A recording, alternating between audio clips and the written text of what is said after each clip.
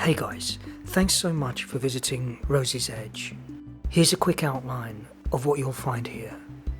There's lots of tips and solutions for rose care and rose health, specifically from an organic perspective. I really passionately believe that there's a way for you and your family to enjoy your garden and grow vibrant and successful roses without the need for all these chemicals which cause so much damage and nuke the ecosystems, not just on your rose but around your garden. And these disrupt nature's way of controlling these pest populations. Roses do attract lots of pests and diseases and foragers, partly because of their amazing fragrances and, very edible petals. So how do we control them? How do we control the bad guys without hurting the good guys? How do we keep in check the destructive visitors whilst also maintaining the presence of useful predators, which will attack and remove the sap-sucking insects that are attacking the buds and the general performance and health of your rose? And all of that is covered in Rosie's Edge.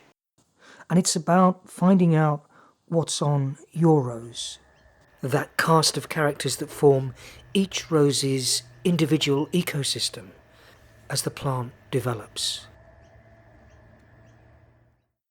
This sugarcane mulch is full of harmful dust. It's really important. You can probably pick my accent even through a dust mask. And although I've lived in Sydney for 20 years now, I've never lost the accent. But for me, as someone who didn't grow up in this beautiful country, there's still so much childlike delight and inquisitiveness for some of the creatures that I see passing through our garden most days. But for me, it still feels like the first time I'm seeing them. The cockies, the cookies, the lorikeets, everyone loves them. Not everyone's so keen on the brush turkeys or the noisy miners. I even like the katydids and look out for them, even though they're on a mission to eat my rose flowers and buds. Recently there's been some more surprising and unexpected visitors, and even sometimes slightly scary ones. Like this 4-foot diamond python, which recently appeared and coiled itself around one of the camellia bushes. Yeah, I'm so glad I didn't discover this when I went to trim it.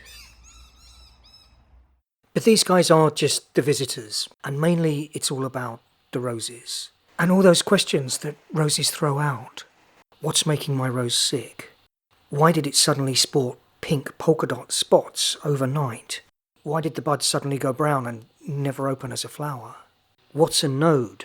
And what's the big deal about deadheading? How do I get brilliant roses from sandy soil? How can I improve the drainage of my roses and stop them dying of crown rot? What can I do to get rid of all those aphids that are sucking all the sap and the life out of my new buds? And also, there's a bit of time looking at black spot, or as YouTube's CC titling AI mistakenly called it recently, black spawn. I think that's a much better name. I hate black spot. But you might be surprised by what I suggest to do about it. There's so many other things as well. And with these videos, because I cut them and write them and I shoot them and obviously I appear in them, although I find that I cut myself out a lot because there's always so many other much better shots I'd rather put in that show much more than just me talking. Plus I do the graphics and the motion design and the graphical animations and the grade and the mix, and I do some of the music. But that stunning title music was created by my talented mate Matt Cox. But as you can imagine, doing all those things means that I don't get these videos out as quickly as I'd like to. But that's okay, that's just the reality of taking on board that range and, being very OCD about them as well. Doing everything can make it hard to appear at the same time.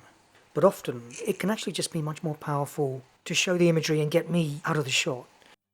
And it can slow things down, having me talking to camera. Besides, usually I am around and I am in the shot somewhere. Whatever else, I can promise you that these vids are grown with passion and they're grown with love. And as I was kind of saying, roses inspire passion. They make you feel passionate. Even if you hate them, they'll make you do it with passion. Thanks for your time, guys. I really hope you like some of the vids that are on this channel for you. Please keep looking out. I've got an arm's long length of all the different stories I want to tell and cut and get out to you. Above all else, I hope they show that growing roses is an enormously fun thing to do. Forget the do's and the don'ts and all those stupid rules that can just sit over them. They are a lot of fun, and the results can be so rewarding for all the family.